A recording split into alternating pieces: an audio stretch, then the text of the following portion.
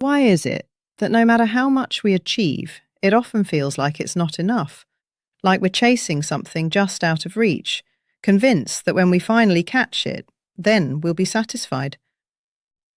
I used to think this was just the nature of ambition, that it was normal to always feel like you were behind, that the next goal would finally bring fulfillment. But reading The Gap and the Gain by Dan Sullivan changed how I look at progress and how I measure my life. The core idea is simple but powerful. Sullivan explains that we have two ways to measure ourselves.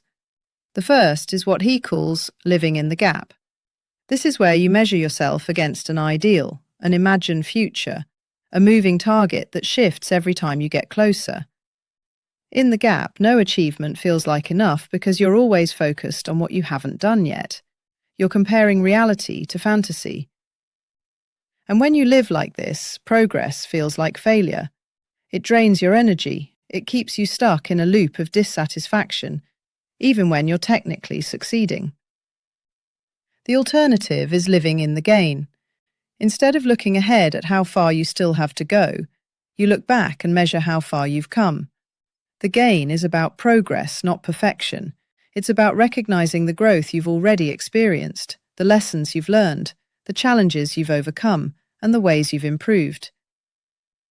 Measuring backward shows you that you are moving forward, even if it doesn't always feel like it. It builds confidence, it creates momentum, and maybe, most importantly, it helps you enjoy the process instead of resenting it. This shift changed how I operate. I realized how often I was moving the finish line on myself.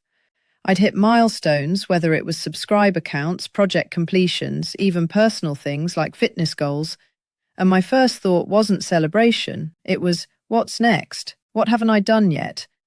I never paused to acknowledge progress because I was measuring against an ideal that kept running away from me. Now, I make it a habit to track my gains. I sit down at the end of each month and ask, where was I 6 months ago? What was hard for me then, that's easier now? What felt out of reach then, that I've since handled?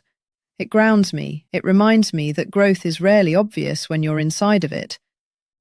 One of the most powerful shifts is how this mindset shows up everywhere. Work, health, even relationships.